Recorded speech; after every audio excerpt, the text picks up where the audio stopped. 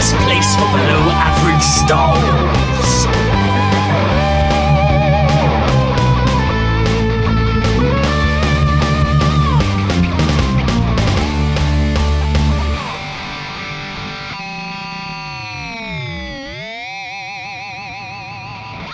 Hi, this is Savannah. And this is Brian from the Dorky Diva Show. And you're listening to Star Wars, The best place for below average Star Wars. Hello there, and welcome to the Star Wars Show, the best place for below average Star Wars. I'm one of the Geordie Jedi's, Pete, and I'm joined this week by Canon Junkie XL Ian. Ian, how are you doing? I'm good, mate. Always good to talk to you. How are you? I'm awesome, yeah. Obviously, Star Wars, we're getting a new Star Wars once a week now, which is brilliant for the next, 8 weeks. We've had 2 already, so 6 more weeks to go. So it's great to be able to sort of review a brand new Star Wars that we've not seen before. It is, mate. Definitely, yeah. So just to dive straight in there, this week we will be deep dive reviewing that is. So if you haven't seen the new episode of The Mandalorian, Chapter 10, The Passenger, then please pause this podcast right now, go watch the episode on Disney+, then come back, and then nothing will be spoiled for you. So as I said, we are reviewing Chapter 10, The Passenger. So this was written by showrunner Jon Favreau, and it was directed by Peyton Reed. Peyton Reed, who I believe did the Ant-Man movies. He did, yeah. And I think he wrote and directed those as well. He also did The Breakup. He did Yes Man.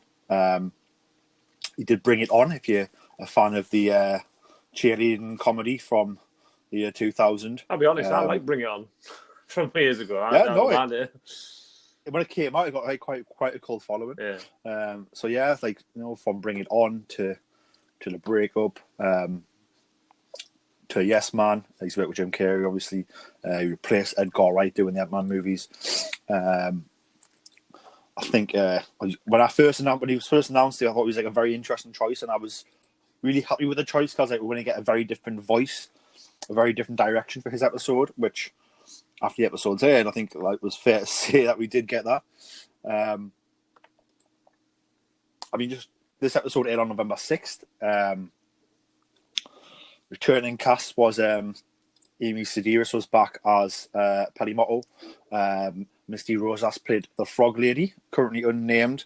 Q90 was back, voiced by Richard Ayoade, although obviously not as the actual droid. It was the Frog Lady sort of plugged into the droid to use his vocal nodes to speak. And the voice of the Frog Lady, I believe, was Dee Bradley Baker. Yeah, it was, yeah. I saw that last night. So it was Misty Rosas on set in the animatronic suit as the creature performer, and then it was Dee Bradley Baker as the voice of the Frog Lady. So just diving straight in. Let's dive straight in. I loved the fact that this episode picked up exactly where the last one left off. I wasn't expecting that.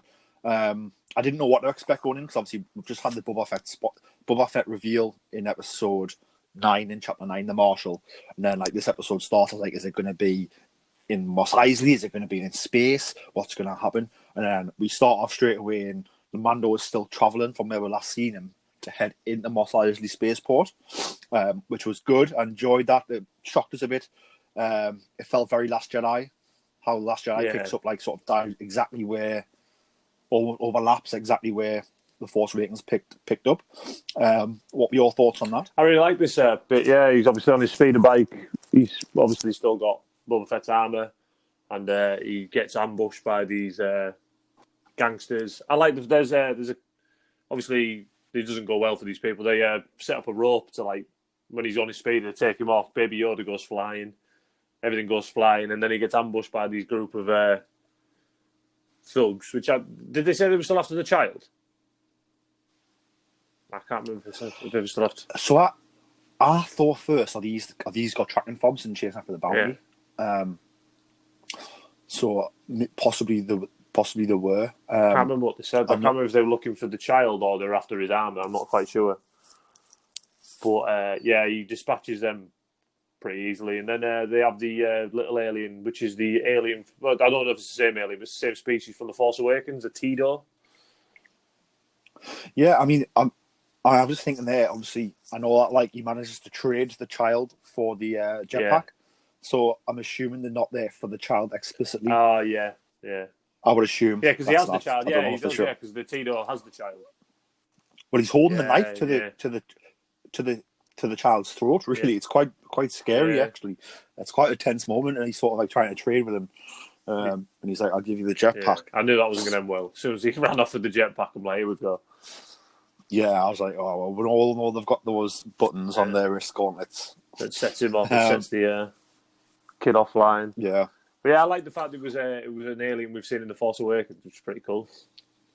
Yeah, it was really cool. Obviously, I recognised it from The Force Awakens. Do you know when Rey is washing the pots and that all the woman's there with like the dehydrated face and like it's sort of it tries to hurry them up, doesn't it, type of thing. So yeah, obviously you've got that character design back here, which was really cool. I got the impression this gang of thugs were like very much DIY. Like they weren't like a crime cartel. Oh yeah, they seemed like idiots. They were very much amateur. Yeah, it was like amateur hour. Just we're gonna make a bit of money here. Some things never change. Yeah, So I mean, the Mando manages to sort them all out. Saves the child, gets his jetpack back because as the creature runs off with the jetpack, he uses the gauntlet button to activate the jetpack and it flies up in the air. And also, then we see the Mando sort of make I don't know what you would call it. He sort of makes a carrying frame out of bits of wood, or bits of the speeder maybe, and he sort of loads up all the stuff he was carrying the speeder, and he carries this frame across the desert, which again shows just how strong he is, and how mentally tough he is as well. And he manages to rock up into Mos Eisley with including with the Boba Fett armor, and with that big chunk of meat, which was very important that he got from the Krayt Dragon. So he returns from Mos Pelgo. He subdues the bandits who attempt to sort of capture the child's steely stuff. He walks back to Mos Eisley. He finds Pelimotto playing cards with Dr. Mandible. I think I believe it is. I could be wrong, but I think it's called Dr. Mandible, which I find. I like the fact that Peyton Reed had to get like an ant reference into his film, into his episode, which is funny. Yeah, I mean the fact it's an ant reference, then B that he's a doctor, as in like Dr. Hagpin is like a doctor. So yeah, and he has information about Mandalorians apparently. Although he's too busy trying to win this next hand to tell them right now. Yeah. I like the fact he's just got information about Mandalorians. It's like random. Yeah, I mean, when this first happened, I was like, does he? Or is he just saying this to get money? Because essentially what Pelimotto says is that, if you finance Dr. Mandible's next hand in this game of Sabak, he'll tell you the information about Mandalorians. It's very like vague, all right.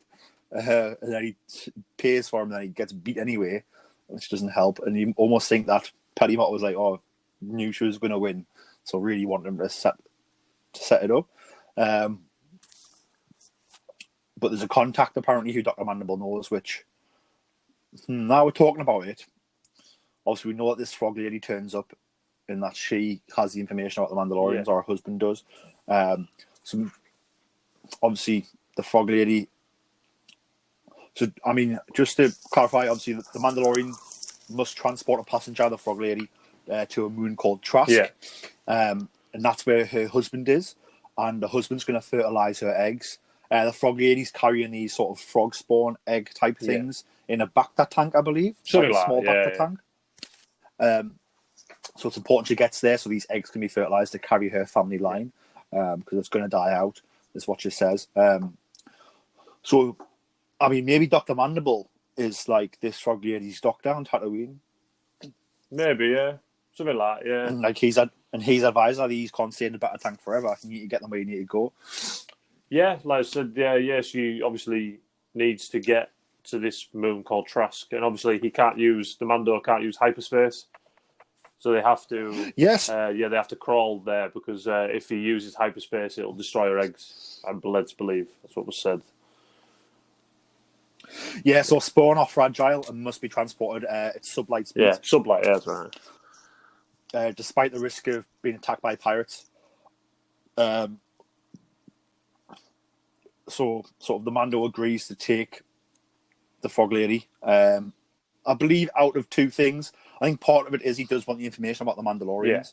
But also I think like the Mando, although we've just seen like dispatch those bandits in a very sort of harsh way and like destroy a crate dragon in the last episode, he is quite like a kind person to people in need. Yeah. I'd almost say he's like Robin Hood. Oh, yeah, a little bit. There's a little bit of Robin Hood in there. And I think that obviously this Frog Lady needs help, and once he has, because he's quite like back chatty about the situation at first, like, "Oh, you kidding?" type of thing to Paddy Motto. But then he's like, "Oh well, okay." And then next thing he thinks she's in the cockpit with the eggs. So I think he does. Once he hears of the problem, I think part of his brain is like, "Oh well, like I can help you, and like yes, I will get something good out of it as well. So it's good for me, but I can't help this person or this Frog Lady help her life out without just by flying somewhere." Obviously, he is wary of traveling at sub-light speeds. Obviously, it's not too far away. I don't think it's not like a mega challenge. But obviously, but just traveling sub-light anyway. Obviously, you're at risk You're of in the Outer pirates. Rim as well. Near Tatooine, I'm guessing it's a pretty lawless place. Definitely. Even Pelimoto said in the premiere said, "Oh, once the Empire fell, it was a free for all." So I'm guessing it's not the most safest of parts of the Outer Rim, to be honest. No, definitely not.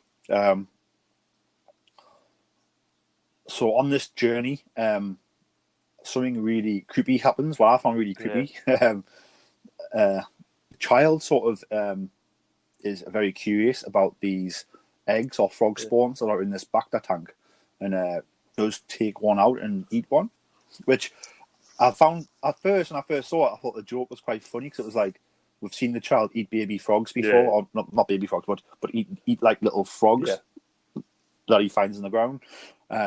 Obviously, those frogs aren't, what would the word be? Aren't sentient. But then obviously these ones here, this frog really like is sentient. So he eats one of these little frog spawns or eggs. And obviously he's a baby. He doesn't know any different. He just knows that it's tasty. But I just thought like, he's eating someone's eggs. Like that they've already set up that they're trying to get these eggs to Trask where they can get fertilized and hatch into more frog people. I know, So, and it's very much like a sort of dark sort of joke, which, you know, I suppose when you bring Peyton Reed on, you're going to get like strange humor. So it's sort of like it did make us think, oh, this is like a little bit creepy. Especially when like to be fair, it wouldn't surprise me next week if like her eggs are destroyed somehow on the journey, and then you find out Baby Yoda didn't eat them; he was protecting them or something. It wouldn't surprise. It wouldn't surprise me like, if that happened. Maybe we'll find out, man. I mean, he did burp after he ate one. Like, I've been stressing about these. Yeah, and just like, so sort of on this journey, he's eating an egg. For me, obviously, episode 9, the Marshal. Obviously, I thought we got very little. The child, very little Baby Yoda. I thought this episode at the beginning when he does his little run, when the Tito drops him, you get the jetpack and he sort of runs towards Mando. That was like really, really cute, like mega cute factor. Oh yeah, 100%. And then here we get a creepy factor. Here I was like, oh wow, we're getting a bit more diversity with the one child. thing this episode does do, it shows like the development and obviously how much Din cares about the child. This episode, 100%, because obviously you've come along. This is the most affectionate we've seen him acting towards him to date. Yeah, definitely. I know he gives up the jetpack, and obviously he's got a plan to get the jetpack back. Yeah, but like that plan might not necessarily go to plan. And we've seen him before where he's like, for example, the Jawas when they want his armor for his ship back. Yeah. In season 1, he's like, no, you don't have the armor. That's not a thing. Yeah. Like, he doesn't even entertain the idea of giving part of his armor or part of his attire away. And then here he's like, oh yeah, you can have the jetpack, no problem. Here you go, calm down. So yeah, you can see where like the developments come, and he is getting very attached to the child. And even when the child eats the egg, he's like, oh, don't do that. Like, stop eating that. But like, doesn't really tell him off that much because he's probably his favorite child. He's only child, but his favorite child. But yeah, I think like he's definitely getting attached to this child, so I just hope that it ends well down the line. It will do. It will do eventually.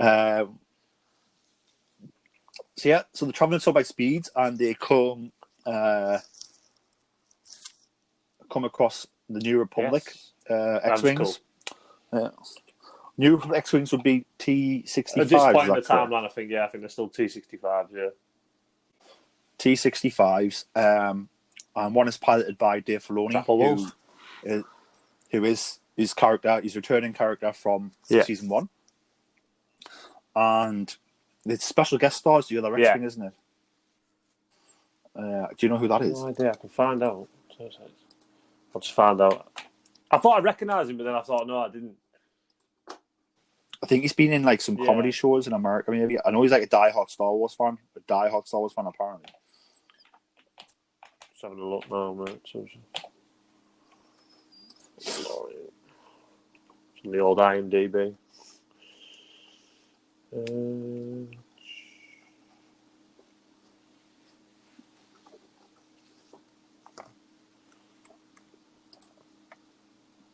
But I found it cool that the two X-wings turned up and they were like flanking him. Yeah, that was cool. And obviously it goes back to Paul's son, Hyung Lee, Captain Carson Tabor. And he has been in. Cool. So he's I think what he's been in here. I do recognise him. He's been in a bunch of like comedies type of things. Yeah. Yeah. So I've heard he's a big Star Wars fan apparently. I think someone was even saying he's like Dave Filoni level Star Wars fan. Yeah. So the fact that they used to work together, obviously, I'm guessing that Paul's son, Hyung Lee, is Captain Carson Tabor is the captain of the squadron. Maybe that's patrolling.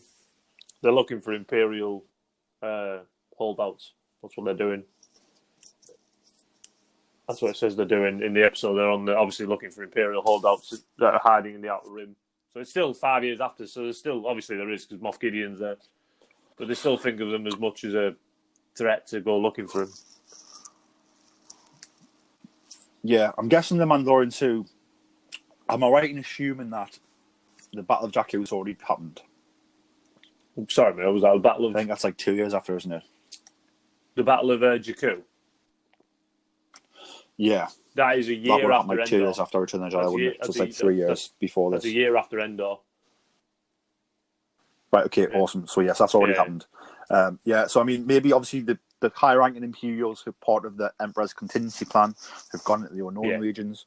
The ones who are left are probably just left to sort of try and make the best life they can out of the situation. And if you're Moff Gideon, it means you can reign terror and still rule like a tyrant.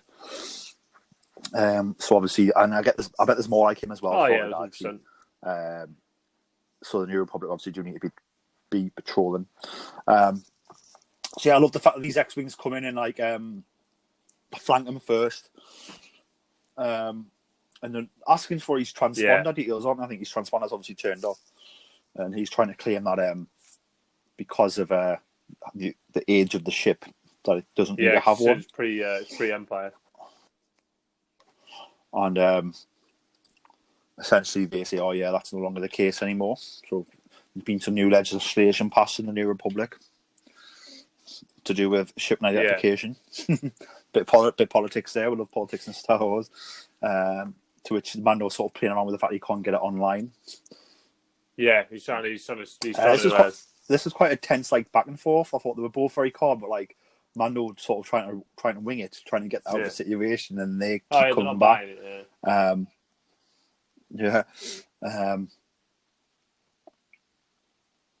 But yeah, so what happens is that the Razor Crest, he does eventually turn it on, and I believe it pops up with the fact that it was involved in the prison break from season 1. Is that correct? They obviously identify him as a suspect in the the raid on the prison ship where they kill Anakin Skywalker. You know, the guy Matt Lanter. Matt Lanter's playing it. Matt Lanter, who voiced Anakin Skywalker in the Clone Wars series.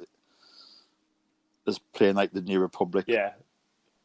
I don't think he's a prison guard, is he? He's like the captain of that ship. I think they say his title in the episode, but I couldn't remember what they said. But obviously then they start pursuing him onto this ice world. The ice world is the same ice world from the first episode of Series 1. I didn't know that. Yeah, it is Maldo. It's called Maldo Kreis. And it is, it's the same. It's the same planet from Season 1, obviously, where he tracks the myth roll. He finds the myth roll. I keep trying to call him Fishman. He hasn't got a name, but he just says he's a myth roll. Yeah, because on his Funko Pops, I've noticed he's just called the myth roll. I think he's been in the trailer for Season 2, isn't he? So he is coming back, yeah. He has been. He has. I think they must break him out of prison as well. Yeah, because I was thinking this the other day. I don't think we've seen anything past episode 4. Nah, I agree with you. Obviously, you had bits of Tatooine. That was episode 1. We had the Ice Planet, episode 2. Next week, it looks like we're going to that water world with the ferry. I think that's episode 3, and then I'm guessing episode 4 is where he goes back to Navarro and meets Grief and Cara Dune. So I'm guessing we haven't seen anything past episode 5, like 5 onwards. Yeah, which is exciting. I like crazy that. Stuff must happen in the last part of the season because they haven't shown an absolute thing of it. Yeah, I think so. And maybe this is where all the big hitters are going to come out. Maybe we'll get Boba Fett turning up to one the armor. Yeah. Maybe we'll get Ahsoka Tano, one the child. Bo-Katan. Sabine Wren, Bo-Katan. Moff Gideon needs to come back at some point. Yeah, we haven't seen him, haven't we? We've hardly seen him. Yeah, but he's a looming threat, I believe. I think when he does come back in, I think he'll be vicious. Yeah, definitely, yeah. I think they still think he's dead. I would assume they still think he's dead. Oh yeah, I think they'll think he's not a problem because the tie crash, and we all know that ties usually explode on impact, and tie pilots die when they get hit because the cluster is expendable. But obviously these aren't normal ties. I can't remember the correct name for them now, but obviously these special ties that are left over from Imperial development. Yeah. That's the one, tie Outlander. So yeah. But yeah, so obviously back to the episode, sort of the New Republic, after the back and forth with the Razor Crest with Banda, figure out he's wanted in connection, and they want to question him, and he just goes okay, but he just goes on the run. The X-Wings, I love when the X-Wings, you see the X-Files going to attack positions, and then they track back. It was like very stylishly, subtly done. I was like, get in, this is going to be epic. I think I was sitting there watching it with my fiance Louise, and I was like, it's X-Wings, and she was like, don't know what you're going on about on my phone scoring on TikTok, and I was like, no, like X-Wings, man. And then when they went into attack mode, I was like, the X-Wings got into attack mode, and she was like, I'm watching TikTok, Pete, and I was like, no, look, the X-Wings in attack mode, Louise. So those things are like, I wish like I lived with like proper Star Wars fans, because like I was proper, like really excited by simple things like that, but like the shit was brilliant. Yeah, she was like, I watched the episode with you, but I'm not going to get excited about things like the X-Wings opening their wings. Yeah, my fiance is the same. She'll watch it with me, but if I try and explain it to her, she's like, okay. Yeah. Yeah. So they end up on the run. Really cool chase sequence happens. You think the Mando is getting the upper hand on the X-Wings, and he does for most of it. But he does end up trying to hide in Ice Canyon, and when he tries to hide, he sort of crashes the ship through ice. Yeah. It's severely damaged. And the Mandalorian wants to wait till morning to make repairs due to how cold it is. Obviously, then, he's trying to talk. He's trying to talk to the frog lady, and obviously he's like, I can't understand what you're saying. Obviously, Penny Motto's not here to translate, and he's like, I don't know what you're saying. I think the frog lady can understand him, can understand basic. And then he's sort of asleep, isn't he? And then he wakes up in a Q9O, it's like the droid, voiced by Richard Ayoade, who he hated from the Prison Break episode last season. Is like talking to him, and he panics at first and pulls a blaster. But then he realizes that the frog lady's like she's plugged into like the 700 droid to talk. Yeah, so I mean, it says that this frog lady obviously has a bit about her. Like she knows how to hardware droids and how to pack into droids' heads. Could you be a slicer maybe, or some type of job like that? Maybe, yeah. She's definitely got. Obviously, she's got enough intelligence to figure out how to figure that in. So maybe she is a bit of a slicer type character. Could be. So obviously isn't happy about the fact Mandalorian's breaking his word. Saying that she challenges on it, which he's not very happy about. You don't do that to a Mandalorian. Yeah. So then he starts repairing the ship now rather than waiting until morning. And then later on, he goes looking. He finds the frog lady in like a hot water pool, like a hot spring, and just bathing with the eggs. The Mandalorian's like very concerned by this. He's like, "It's not safe here. He shouldn't be in this hot pool. Definitely not with the eggs out." And he's like clicking the eggs for her to hurry along. So again, like for someone who didn't care, could be like, "Oh, you're in there. You shouldn't be. Get out." But like whatever happens, I'm not too bothered. But like no, he's like, shouldn't be in there today and just get out. And then he's like actively collecting the eggs. He's a bit of a reluctant hero. And he moans and whinges like we all do. But then when it comes to shove, he does do the right thing.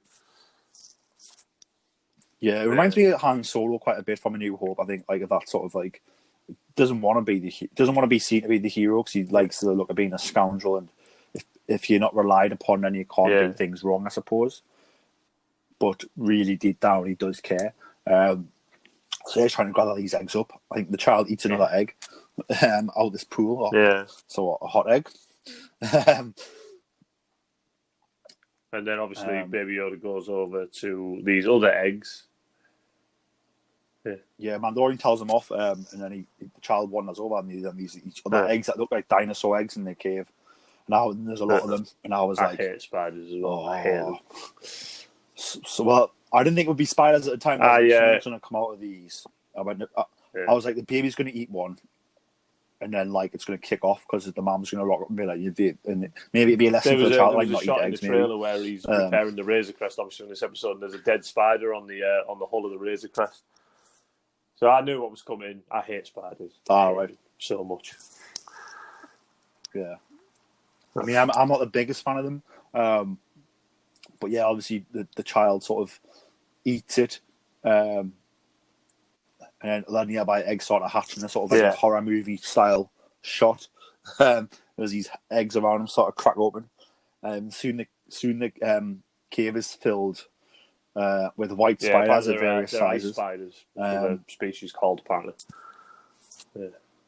Ice spiders, cruel. So I believe this is from the design of the spiders is taken from concept art, Ralph McQuarrie concept art from The Empire Strikes Back, where they were used. Well, they were in designs for Dagobah, and I think the species are called Krykna. They're the ones that are in Rebels. There we go.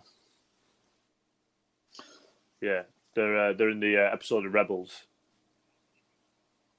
Also, they're here as well, so the same. Sure they're the same because obviously you have the episode of Rebels where on Atalon they've got the spiders there. I'm pretty sure. Yeah. I'm not 100% sure, but I'll double check. But I'm pretty sure they're the same type of creature. Maybe they're different. Let's have a look now. Yeah, because they're down with ice spider on Wikipedia. I'll type in Krykna, see what comes up once my computer wants to work.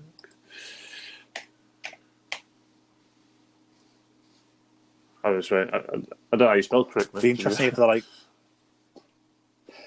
So it's Krykna.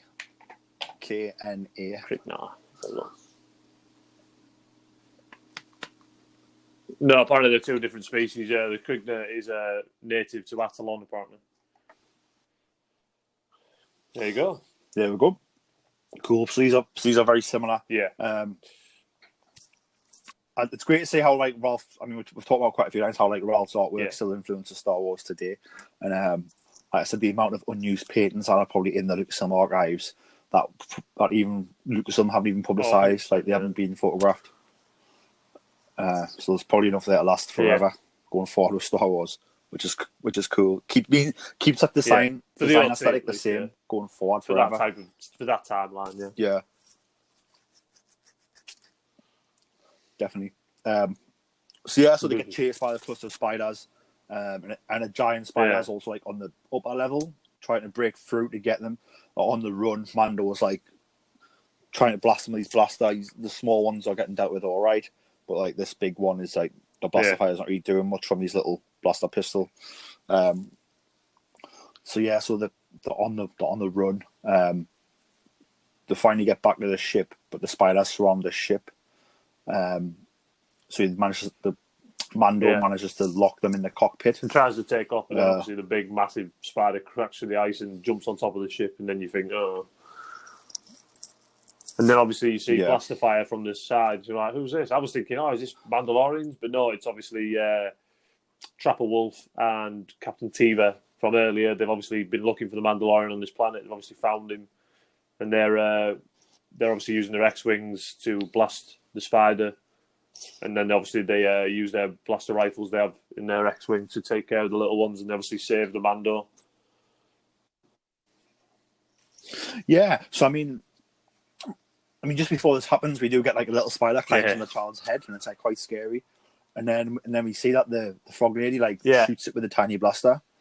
So I wouldn't have the frog lady's had this blaster the whole time. Probably has, I would have thought her so. Blaster. Obviously, she's carrying her children. So. Yeah, and another thing as well, when they're on the run, we do see the frog lady instead of running like a human walks we've seen her in the past, she's like jumping like a frog, like galloping like a frog, which I thought was like really funny. I laughed when I saw it again, like very much Peyton Reed sort of style comedy, but also like, well, of course, if she's in danger and her body can do that, 100%, she probably will be doing that to give her the edge to get away. So as I said, like after that, like they take off, the giant spider attacks the ship, trapping them. Blaster fire kills the spiders. So my friend Brett was it Brett? So I've been speaking to my friend Brett and obviously Alan, the other Geordie Jedi who comes on this show quite a bit, other co-hosts along with me and Ian. And Alan was saying that he found it strange how like the Mando's pistol can't kill the big spider, but the X-wing pilots blaster rifles can. The actual X-wing, So that was what I said. Yeah, so I think for the big spider, I think they've took down the big one with the X-wing's laser cannons, which are obviously the spaceship's cannons, obviously very heavy duty. And then obviously other spiders will be too small to target with such a big weapon, so they quickly land. And they're out the cockpits with the blaster rifles, taking out the other ones. Is what I thought about that. So a bit of explanation there, I believe. So the X-wing pilots have found them. They saved the day, which is cool.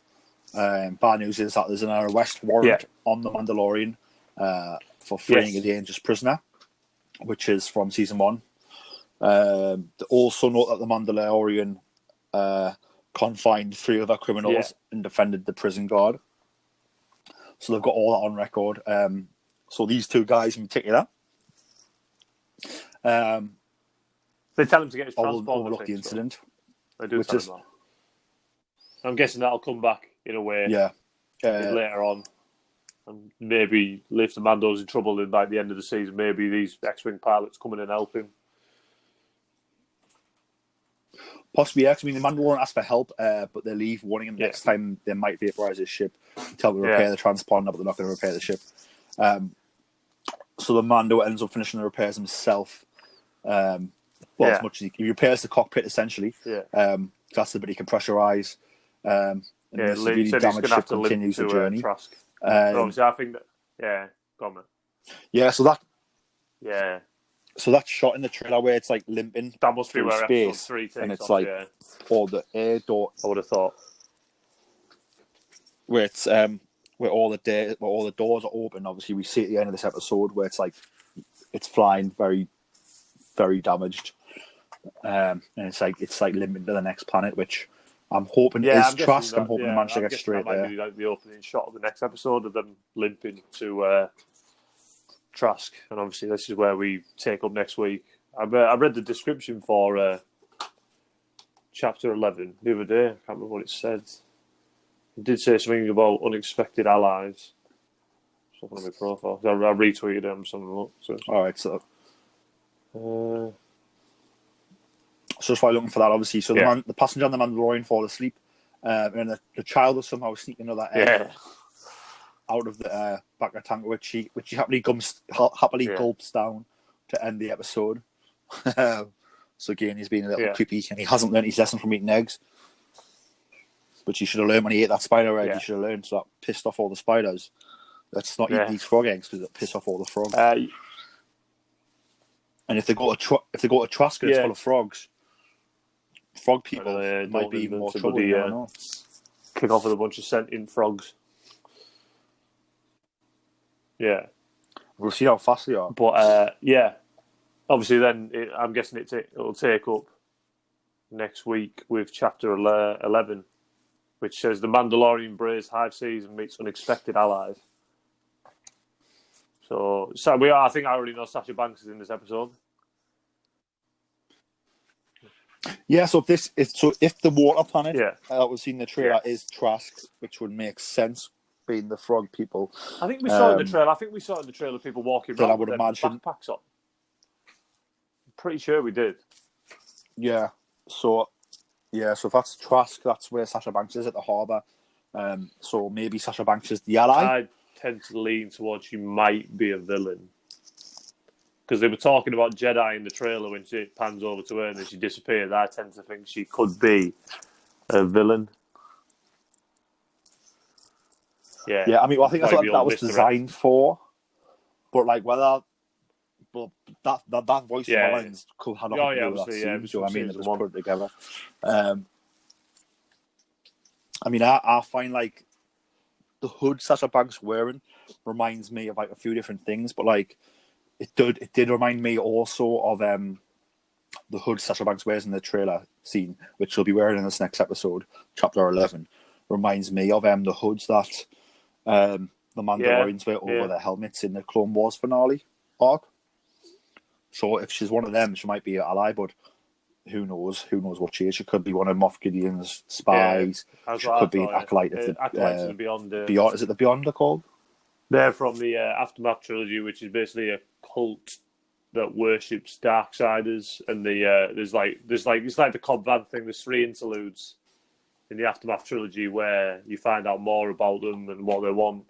And originally they start off as non-violent. The first interlude, they buy what they think is Darth Vader's website, Darth Vader's lightsaber, and then it escalates from there. They start getting more violent as the time goes on. And the last one in Empire's End, they launch an attack on a New Republic outpost using they get given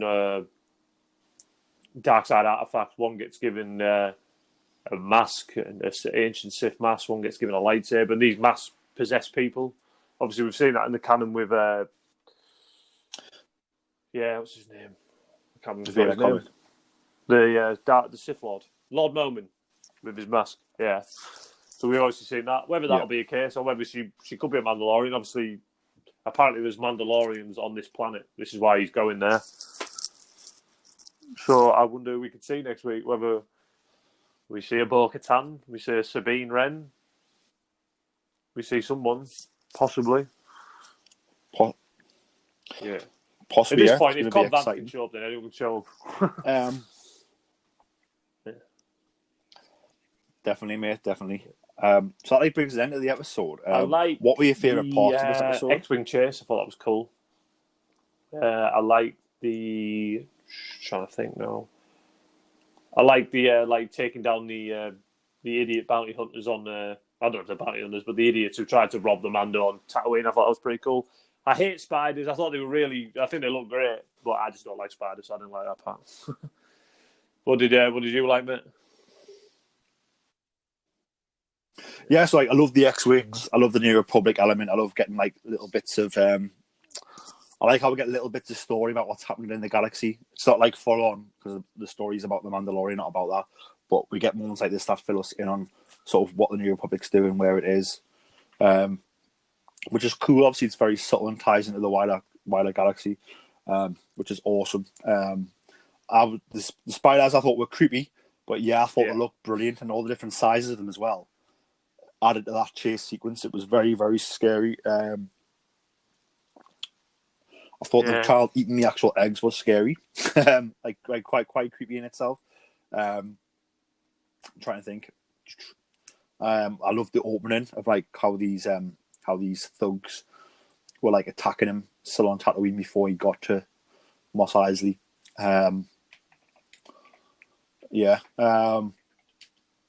Things I didn't like so much was I probably thought this season was going to be like full on, like every episode's going to be part of the like a big part of the story. Well, I think this episode did at times feel like a bit of a side quest. It did. Yeah, it was a bit like season one. But to be fair, like I think if this had been in season one, it would have been fine. It's just the season two has so much expectation and who's going to be in it and all this type of stuff. Now I think people are like, oh, is that it? But it was a perfectly fine episode. I enjoyed it. It's probably down the bottom of my least favourite episodes, but I still enjoyed it. There hasn't been an episode of Mandalorian where I've been like, oh, that's terrible. I've enjoyed them all. But obviously, some have higher stakes than others. Yeah. Yeah. I mean, one thing for me, this episode, I thought it was over quite quickly. Like it felt like it was like it finished. And I was like, no, don't end. So like, on some more type of thing. Minutes, I think this one ran for like 40 minutes, so it was shorter than. So it did run for less than the first episode. And when it ended, I was like, oh no, like please, can I have some more Star Wars? But I was like, have to wait till next Friday, man. So Geordie Jedi Allen sort of sent his thoughts in. And what he said is, this is to quote him, there were some episodes in the first series where the story didn't go anywhere either. But because I box setted them, I didn't mind. I was already watching a bit where the story did go somewhere. I don't mind I can wait 6 weeks. So I think what he's saying is that I think he's not going to watch them week by week anymore.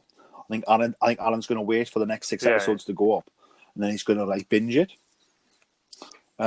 Which is like, if that's how he wants to watch a story, that's how he wants to watch a story. I think like it's probably a good way to watch it, because then when you get these little side quest episodes, you're literally going straight into the next one. And like as I just said there, after watching this episode myself, I was like, oh, it's ended. Like, please give me some more. Where like if he is to binge it, you'll be getting that bit next straight away. And obviously, what Alan has going for him is that he's not on social media, so unless I ring him up to spoil it, he's not getting it spoiled. Where obviously everyone else who's on social media, so I have to watch it in the morning, so I stayed off my phone all day, and I watched it when I got in from work, and it'll be the same this week because of the way my shifts are. So I'm at work for 12 hours, so I can't watch it. So I'll be watching it at like 9 o'clock at night UK time. So it would have been online for like because I work afternoon, 14 hours by that first thing on morning.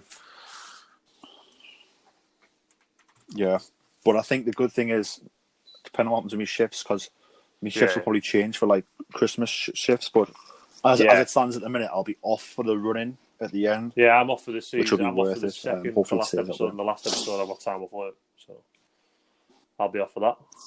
Which is pretty cool.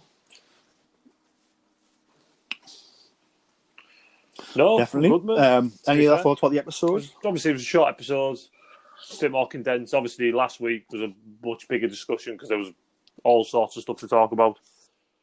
Looking forward to next week's episodes and see what we get next. Yeah, so chapter 11, next episode, and we're expecting the Mando and the Razor Crest to finally arrive at Trask, limited Trask, and then we're hoping to see Sasha Banks as whatever character she is. So yeah, excited for that. Probably get a few more big storyline hits than we did this week. But yeah, I'm excited for that and that episode. So chapter 11 is next. We haven't got a name for it yet. And that one is on Friday the 13th. Spooky. No. Can't be spookier than this week's episode. Some sort of weird fish spider type thing, but I doubt it. I'm not afraid of that. Maybe like a big alligator lives in that sea. No, I'm alright. So not a water spider, and you're alright. Just going to talk about, that's the end of the episode review. obviously a bit of news broke. I don't know if we class it as news. It's more rumours slash. I'd say it's rumours. I don't think they've said they've got sources on it. But I know Variety. I think we're reporting that they reckon the Boba Fett series is ready to shoot next week on the volume. I'm pretty sure it's that. Yeah, I mean, my thoughts on that were that I don't mind them with the volume. They're in a position where they can shoot multiple projects back to back because you can reset it pretty easily. Well, not easy. It takes artistry. Yeah, but they have the people with the artistry to do it. So like they have now the technology and the artistry to be able to switch up locations really, really quickly now within a soundstage environment, which would be COVID secure as well. So I'm not surprised they can shoot shows back to back. I think it's a really good idea for the future of Star Wars. It means we'll get lots of different content all in the same year. For me, it's like doing a Boba Fett series. Like we've already got one series about a Mandalorian armored bounty hunter, and then you're going to give her a second series about the same thing running at the same time. And I think for us Star Wars fans, it's great. We don't mind. We'll have it all. But I think for the normal everyday public, if that's true, you're going to like oversaturate the market with the same idea. I can see that, but if it's and I'm worried about that. It's Boba Fett post Sarlacc with no Mandalorian armor, and it's a more personal story. That's what I think it'll be. I don't think it'll be like a Boba Fett from the OT where he's hunting bounties. I could see it being him post Jedi, and we found out what he's been doing for 5 years. And if he hasn't got his armor at this point, then I could see it telling a bit more personal story because they've obviously stripped away the thing that makes him cool. And obviously, if we learn more about what he's been doing, why is he still on Tatooine 5 years after? How did he get out to Sarlacc? I think it'd be a pretty cool show. And like I said, obviously he hasn't got his armor at this point. So yeah, do you think it sounds like Obi-Wan? Maybe a bit, being stuck on Tatooine for 5 years. We don't know what's going to happen in Obi-Wan, do we? We don't know. I'm guessing there's. I don't think he'll leave Tatooine Obi-Wan, but he could do. Depends on how big the threat is. If an Inquisitor gets word of Luke and he has to chase him down before he can get back to the Empire. That type of thing, but I really like Boba Fett. And I think Tamura Morrison back, telling a bit more of a personal story about why he's still on Tatooine. Maybe he hasn't been on Tatooine all this time. Maybe he hasn't. Maybe because I still keep thinking about where Slave One is. Maybe he has still got Slave One and he left, and obviously. Maybe he's been doing other things for 5 years and now he's just back. And I would like to see a Boba Fett show, to be honest. I'd take anything. I'm really like the same thing. Like anything that they make, I'm going to watch. But yeah, I'm excited. Yeah. I'll be excited to see if that's true. And if Variety are reporting it, then I tend to lean on it being true. Yeah. I mean, I would like to hold journalists like that accountable. So, like, if they were making up lies for clickbait, like they are a reputable firm. So, like, they need. If that's not true, it's not like we've got this happen, covered. Then they need to be held accountable. News site that just makes up absolute nonsense. Yeah, they. Oh yeah, just make up absolute nonsense. As well. That's another one. So. Like, yeah. So like I said, it's come from a reputable thing. So obviously, I didn't see that they said they had sources on it, or they didn't name anyone anyway. Right. Let's have a Variety Boba Fett. So this show. Yeah, I think it was Variety. Right. I think it was Variety.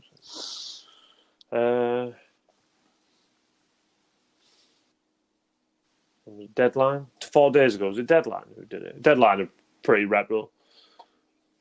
Maybe Deadline. Yeah, so like I think like around the whole spoilers in the summer that come out about this show, it was like Variety, it was Deadline, and it was Slash Film, who are all reputable firms who were dropping this stuff. And then Lucasfilm essentially haven't commented yet. They say they've heard rumblings that he says the confusion stems level secrecy in Lucasfilm camp, but persistent chatter could explain the discrepancy that another Mandalorian-related project spin-off, I hear, a Boba Fett miniseries, would film first starting next week or later this month, with Mandalorian Season 3 production coming after that. So I'm guessing. I wonder who would do the Boba Fett show, whether it be Jon Favreau and Dave Filoni or... So I think because they haven't announced anyone and it hasn't got out, if it hired someone else, that would have been probably they would have got even if Lucasfilm hadn't released it, these people would have scooped it by now because of the amount of scoops and leaks, and the company's crazy. So I think I can see it being like I could see him filming it alongside probably Dave Filoni, because if they're using the volume and say it's predominantly sat on Tatooine, I could see him just filming it alongside season 2 or filming it alongside season 3. Because obviously they must be bringing Tamara Morrison back or something. They can't because I'm not sure we'll see him again this season. I'm not overly sure. Maybe, but I'll be surprised. Maybe they obviously they'll tease that. Then they'll do this show, and then season 3 is where he comes in and comes after the Mando. I'm not sure. We might see him later in the season. I'm not sure, to be fair. Well, I mean, for me, they've set it up where the same as the last season when someone found the feet that we see that find Ming-Na Wen, Fennec Shand. That was set up on a slow burn for this season. Yeah. So I think then that Fett reveal in last chapter 9, the Marshal, could be a slow burn for set up for next season. Do you know what I mean? I think we only got eight episodes. They're not covering things in. As we see with this episode, it sort of took a side step in the main story. They've got I think John's very much this piece is here now, and then in season 3 it'll be here, and they're just we're not in a hurry to do that. We've got 8 episodes, we've got 8 hours a week, 8 hours a season, and Disney Plus will probably renew this forever if they wanted to. So it's we're not in a hurry to tell the story quickly because I know I've got a lot more time because it's the it's the prime reason why people download Disney Plus and subscribe. Which and they're on they're having problems with them, production wise, obviously with COVID and the way it's hitting stuff. So it's, do you know what I mean? So at the minute, do you know what I mean? It is for Star Wars, and as we know, the parks are taking a hit, the movies are taking a hit. With COVID, Disney's profits are down. This Disney Plus is probably the crown jewel in their earning system at the minute. They will be fine down the line, but any executive will be season 3, let's get that going because obviously WandaVision's we need subscribers. I think WandaVision, but yeah. Other than that, mate, I'm happy. Looking forward to it if there is a Boba Fett show. Yeah, and obviously one last thing. Obviously, I've heard that the Leslye Headland. I've forgotten her name. The lady. Yeah, the Leslye Headland showrun series. She's been speaking this week about how it's going to take place in a new part of the timeline we haven't seen before, and a new part of the galaxy we haven't seen before.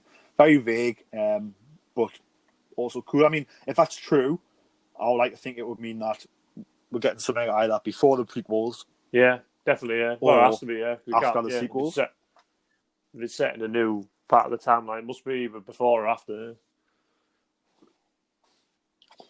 Maybe, I thought. So I wouldn't have it's going to tie in the High Republic Publishing Initiative coming out.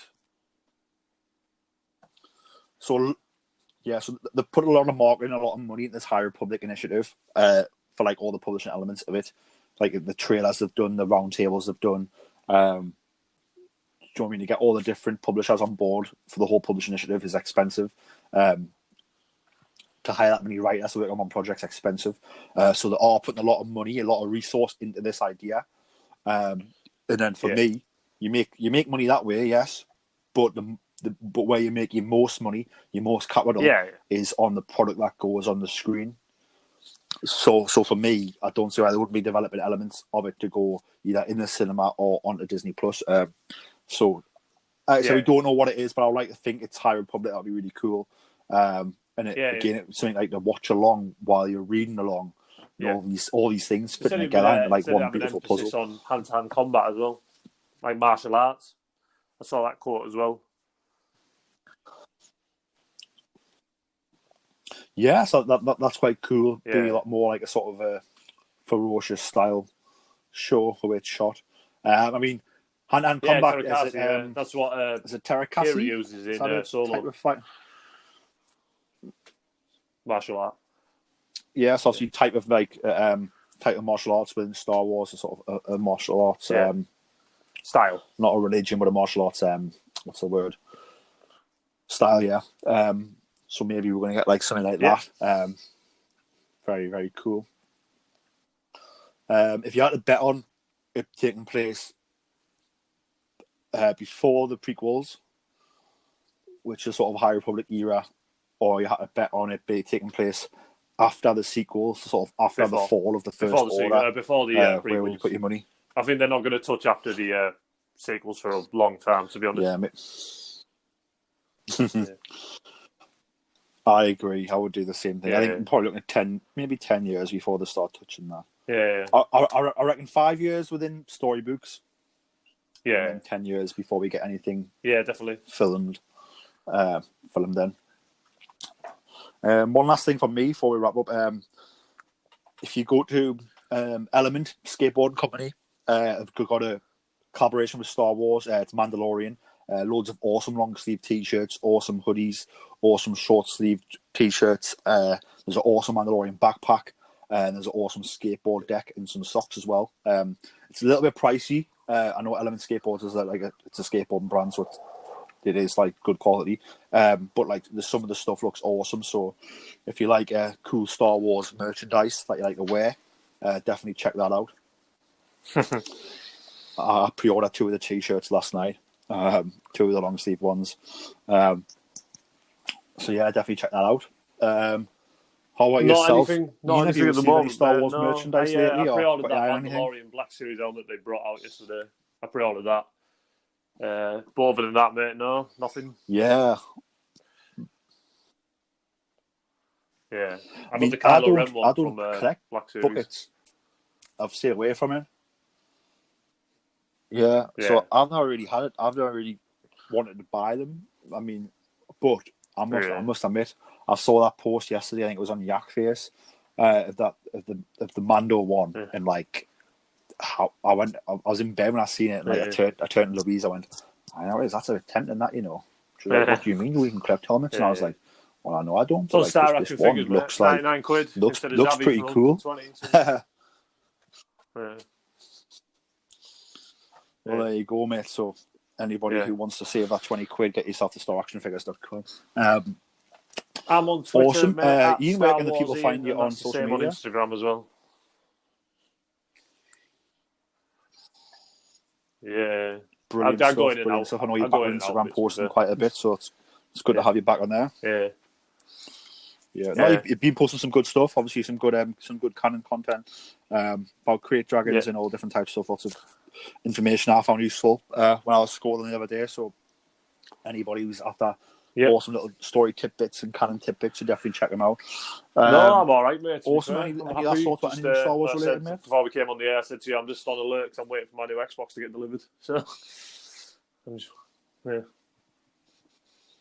eventually, I'll probably get out for Christmas, to be fair. There's too many games coming out at the moment. I have to prioritise what I'm getting. Yeah.